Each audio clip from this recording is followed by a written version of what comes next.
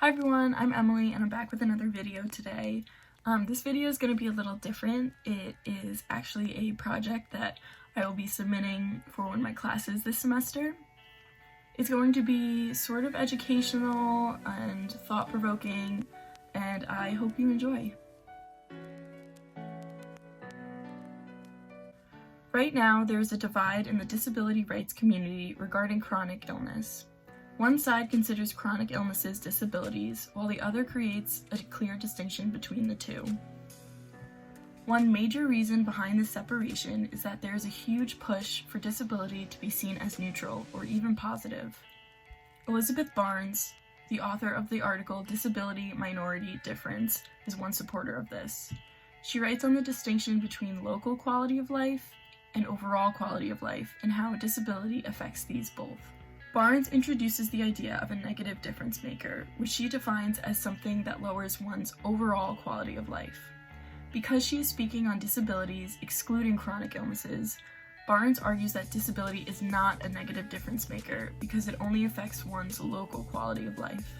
Local quality of life can be described as specific parts of one's life, such as geographic or temporal.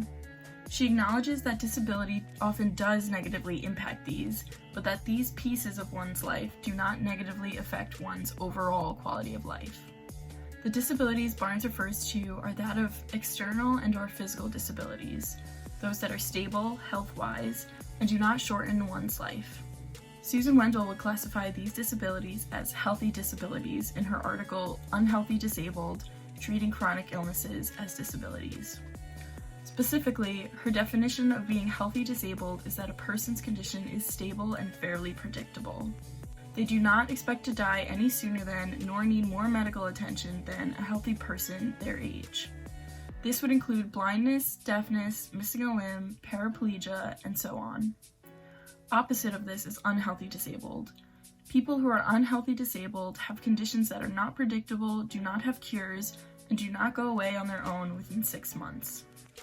People with these conditions often suffer with pain and other symptoms due to their illnesses. Chronic illnesses fall under this category.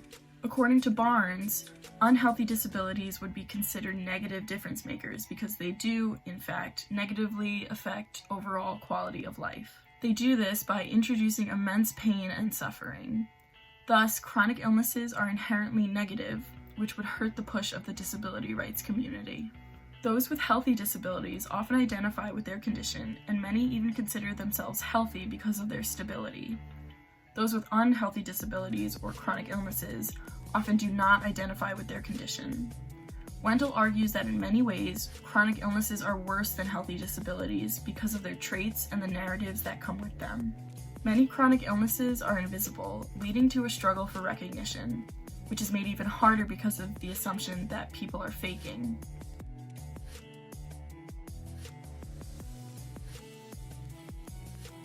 Does it matter if we consider chronic illnesses disabilities? Yes.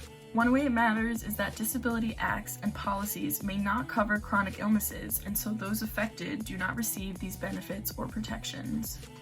But these disability policies in place currently may not offer enough support for those with chronic illnesses, since they are likely to require more medical care and treatment than those with healthy disabilities. As you can see, there are pros and cons to both arguments for including chronic illnesses in the disability definition. So what can we do?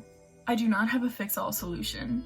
I do agree with Wendell that chronic illnesses should be in a different category because those with chronic illnesses have completely different realities and experiences than those with healthy disabilities.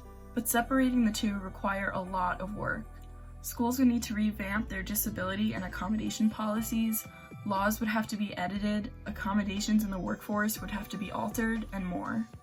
Furthermore, there seems to be another stigma surrounding chronic illnesses, such that they are believed to be mild. To be honest, I have avoided saying that I have a chronic illness rather than a disability because I feel like my impairments would be taken less seriously.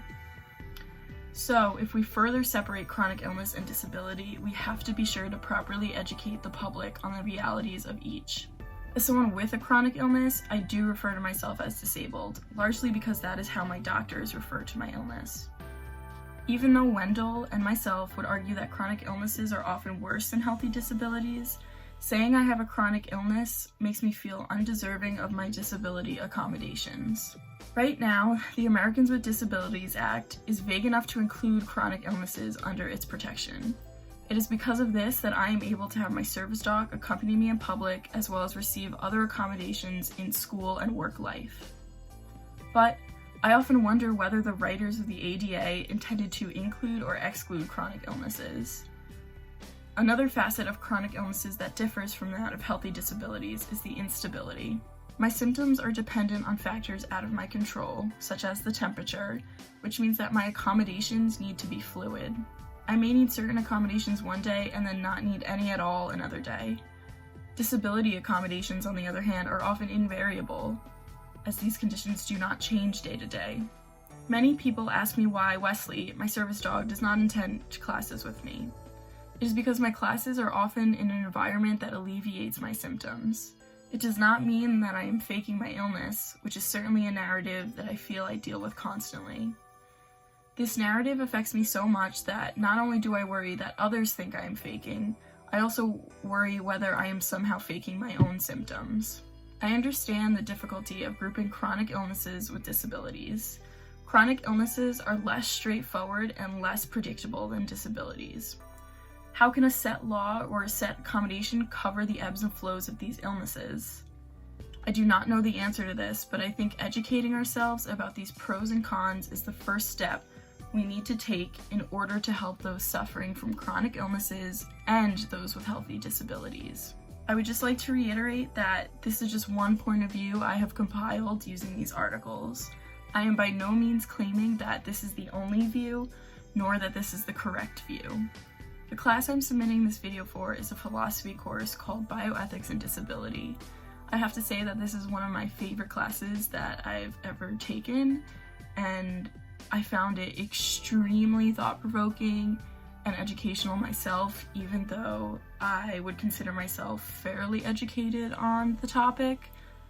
But it just goes to show that there is so much room for improvement on educating everyone, and I thoroughly enjoyed how the class made me question my own views and opinions on things, and it brought to light new issues that I didn't even think of before. I would like to encourage everyone to continue educating themselves in really any way you can find. Look up some articles online. Increasing your education can only serve to help you and to help those around you. Yeah, I hope you enjoyed this different style video, and thank you for watching.